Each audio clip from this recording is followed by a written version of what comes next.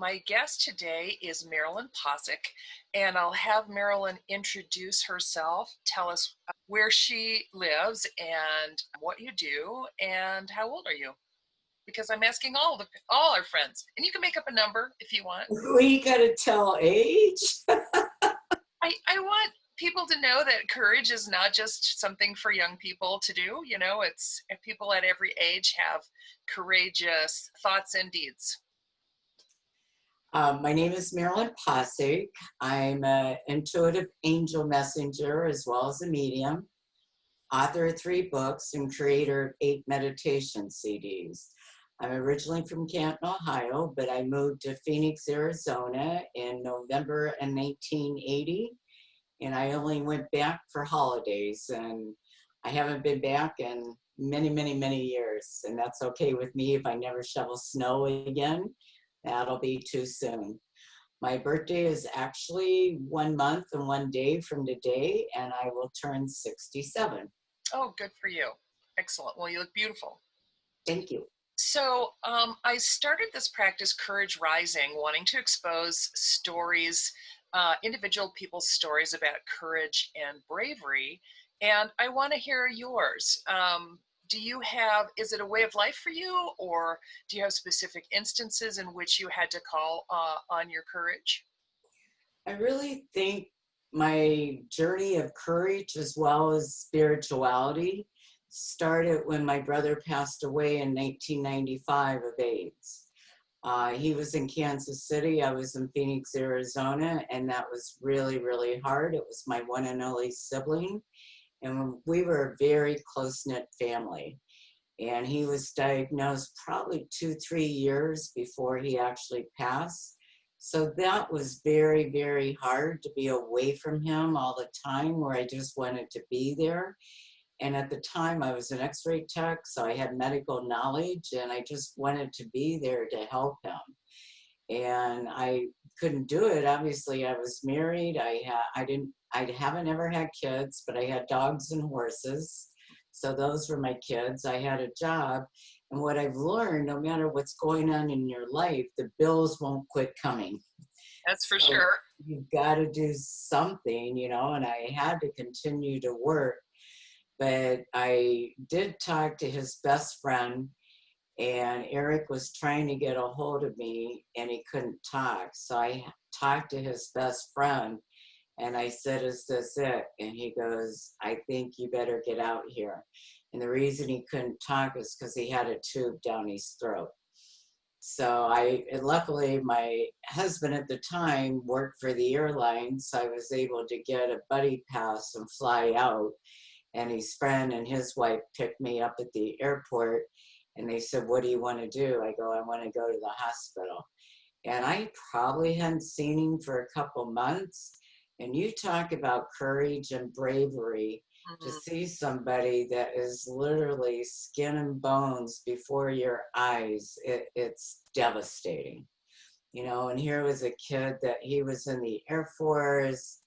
He played football. Here was a kid very active, very healthy, and to see him whittled down to nothing, it took my breath away. And I know when I went to see him, like, my parents were snowbirds at the time, and they were en route from Phoenix to Ohio again, and I had no idea where they were. So I remember holding his hand, even though he was out of it. And I said, "Don't you dare go before mom and dad gets here, because mom will never forgive you." And I do believe, obviously, in angels. I do believe in a higher power that I call God. Whatever people say, source, spirit, universe, it doesn't matter. And this is before I got into the spiritual world and knew as much as I know now. That I just called upon a higher being that I believed in, and I said, "Please help me get a hold of my parents." And I got a hold of them that night, and they were able to make it back there the next day. Oh, good. Oh, good. So in this case, it was your brother's bravery that impacted you. Is that right? Probably my brother's courage. Courage, yeah. So how did that manifest? Just by staying alive until your parents got there, or just living through all of that pain and medical issues with AIDS? Just living through the pain. This is one reason, and I don't know whether I should say it here, but I am a supporter of marijuana Hmm. because he was on major, major drugs, Oxycontin, all the big Dilaudid, and none of them were helping. And the only relief he found was smoking marijuana. Yeah, And again, that was in the mid 90s, and it was totally taboo back then. And everybody thought if you smoked dope that you were going to become a drug addict. And I said, you're going to die anyway. And if that's your release, go for it. yeah, So it was his bravery and I think my courage to keep it together, but it also took a big step of courage to walk away because his wife put him on life support for 2 weeks. And I couldn't be gone for 2 weeks. My parents stayed there, but I couldn't be gone for 2 weeks. I had to get back to work. yeah. So that took a lot of courage, a lot of bravery to be able to not from my own accord, but to be able to walk away from that. And I just kept sending him a lot of love and a lot of like, non-pain for him. Hmm. That's interesting. The courage to walk away. I can relate to that, Marilyn, because my mom passed away a little over a year ago in February of 2019. And it was one of those things, too. I knew I couldn't stay, yet she was still living, but I knew she wouldn't last the week. And it's very difficult to leave someone you love so deeply, um, You're absolutely right. and trust them to God or a higher power or medical science or whatever. It is difficult to walk away. Yes, it's very difficult. And as I found out, that actually started my spiritual journey to find out more about angels, was going through all that experience and finding out what happens when we truly die. But I had found out over 20 plus years of doing this now, most of the times your loved ones don't want you there when they get ready to go home. Really, that's interesting. Yeah, So they would rather you said goodbye right. and moved on. Okay. And I didn't know when he was going through this, but I learned the spiritual world very fast. I was one of these that was very quick beginner as opposed to my schoolwork, so to speak. But my father passed in '04 from Alzheimer's, so I knew enough then. And they kept calling us in all the time. And my mom was in her 80s, my dad was in his 80s, and they kept calling us in all the time. And I was working at the time, so I couldn't quit. Luckily, I had a really good boss and understanding, but I couldn't keep like dropping my job, go get mom, take her down there. So I said to the nurse, please call us when you think it's the end. And here's a tip for all caregivers or people that have a loved ones with caretakers. They know usually within 48 hours when somebody's going to pass. And so the nurse called me and I grabbed mom and we went and saw my dad and I stood back and I said, it's okay to go. I mean, I said my goodbyes to him. I made my peace with him. And then mom said what she had to say to him. And then she did the same thing. And the next day he passed. It's so very interesting. You hear so many stories of people who, when they're given permission, when they're Right. at death's door, they're given permission by the people who are loving them and holding them around that it's okay, that Right. you're going to be all right. It's just, I've learned, and I know it's very difficult. I mean, I've lost my brother now, my dad, my mother, my husband due to a divorce, all my horses, all my dogs. And I, of all people, know how hard it is for grief and to lose somebody you love. But I also know it's not, you shouldn't have it as a selfish act. It's like an act of love that don't let them be in pain and suffering anymore. Tell them it's okay to go. Yeah, yeah, very good. So another thing that I want to talk to you about, Marilyn, if you're willing, is I think being a spiritual person and a medium, I think there must be a fair amount of bravery that goes into your life all the time to have that kind of a calling that people like, when you and I originally discussed it, people that are kind of skeptical, and you're just not sure, is it time to bring up what I do or not?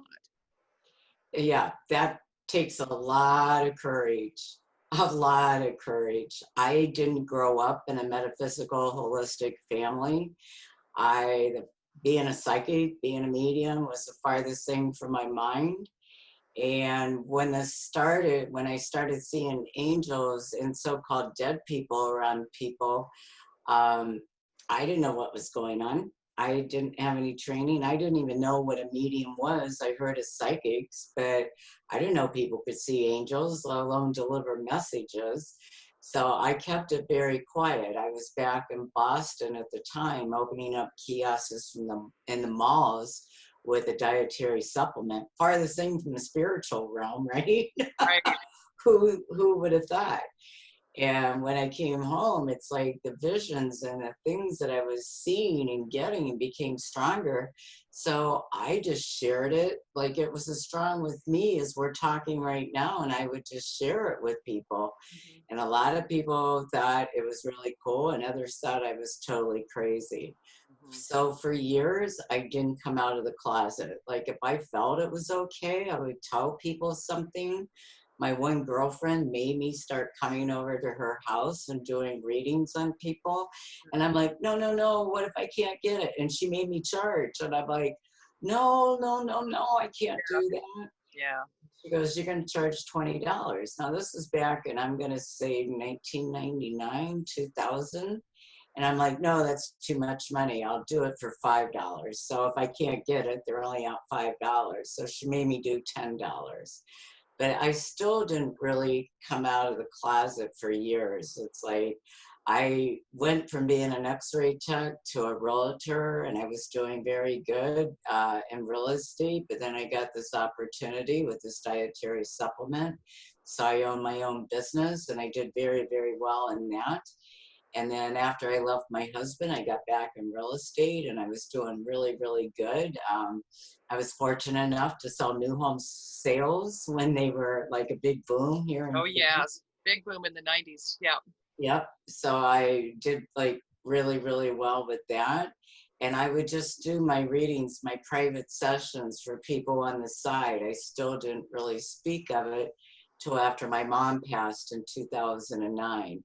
And I already had a house in escrow, and I closed that deal. And I said, I'm not doing this anymore. Mm-hmm. And I closed that chapter. And now, Susan, this is who I am. This is what I do. Accept it, reject it. You've got your opinion. I've got mine. I'll respect your opinion. Please respect mine.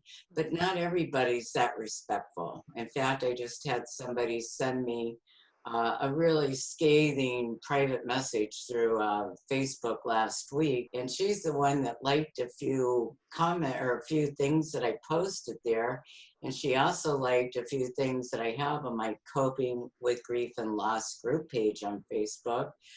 And then she wrote me this really scathing message about how she wished I would turn to the book of Revelations that Jesus wrote, and that I'm not allowed to be doing this work. And she hopes I find God.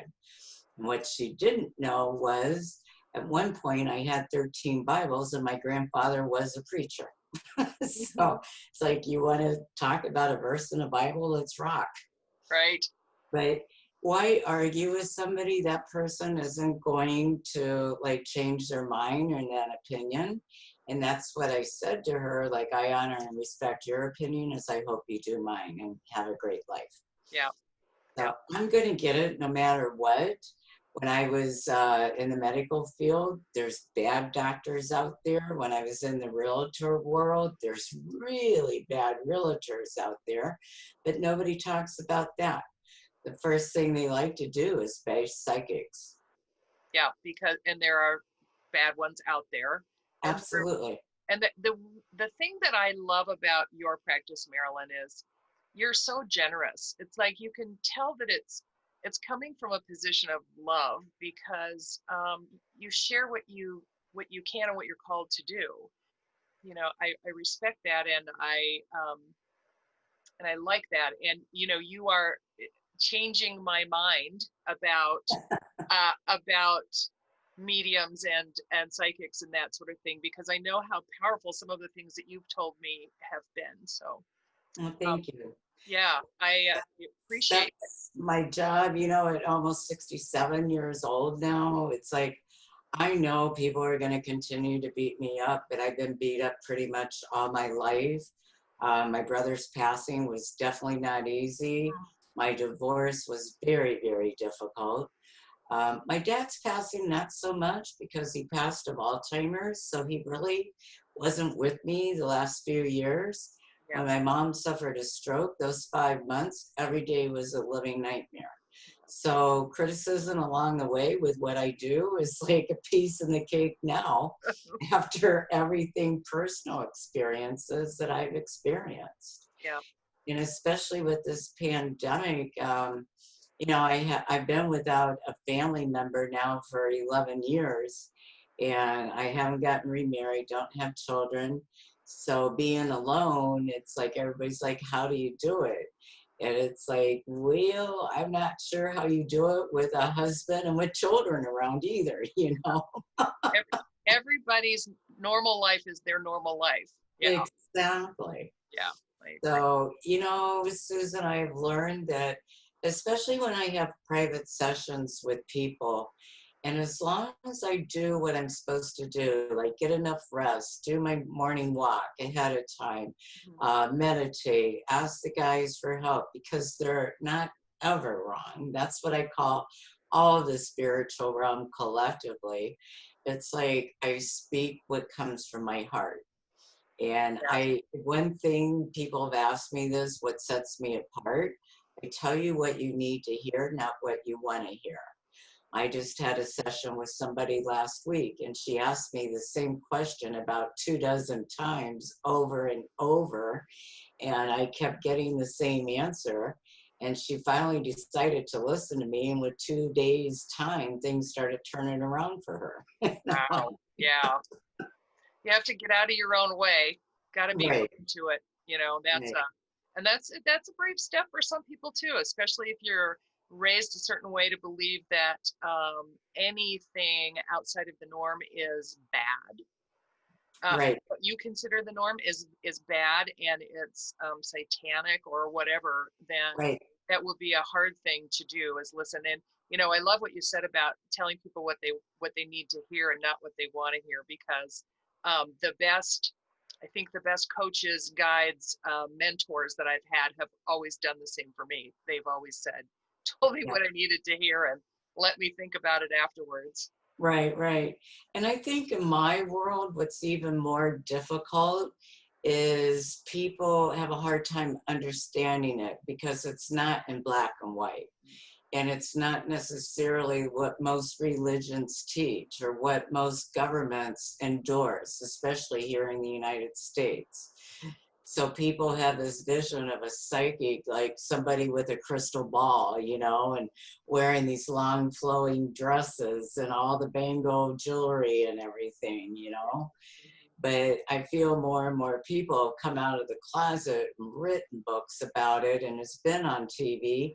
Some of the people on TV that's been on TV has been fabulous. And then there's other fakes and phonies on TV, on the radio as well. Mhm. So what I tell people, trust your own heart, go align yourself if this is the route you want to go to. But I also think the world of spirituality is opening up a lot because people are having a hard time believing what's on the TV, what's on social media, listening to government heads, not only here in the United States, but over the world. Mhm. They're not believing in the religious heads anymore. So they're looking for their own answers that resonate to them. Yes, that's true. That's true. My father's a minister, and you know, he talks all the time about how less and less people are going to organized religion Right, the way that right, he did, making it a cornerstone of their life. it's an interesting, well, it's an interesting time we live in. There's so much information. It's hard to know what information to trust. And the fact that there is so much information, I think it surfaces or exposes corruption in various places. And, it's like, oh, great, there's more information. And it's like, oh, great, there's more information, Right, right. And I think that's why it's so hard to accept people like me that does this word, because it's not in black and white. And you have to be open. People ask me, what should I do ahead of time before I have a session with you? The best kind of reading you can ever receive, whether it's with me or anybody, have an open mind and an open heart, and don't expect anything. Let's say your mother was going to come through. If I was not a professional, oh yeah, Susan, don't worry about that. Your mom and I, we're going to rock. Anybody tells you that, or any of you that are listening, run, because they can't guarantee it. And we all admit that up front. Chances are pretty good, if they're a good person, that they will connect, but there's no guarantee. Yeah. Very good. Are there any general words that you want to say with your experience in life and with the guys, as you call them? Is there anything that you want to tell people about courage or about bravery? Keep the faith. That's number one, people. Have a faith, have a trust, have a belief in a higher power, no matter what you so choose to call the higher power. They're not human. They don't care what we call them. Again, whether you want to say God, spirit, source, universe, angels, Jesus, it doesn't matter. But start believing and start communicating with a higher power that's not human. And for everything that we're going through right now, that is the one thing that will carry us through. I keep getting this message daily from my guys. It's like, keep the faith, keep the trust, have a strong belief system.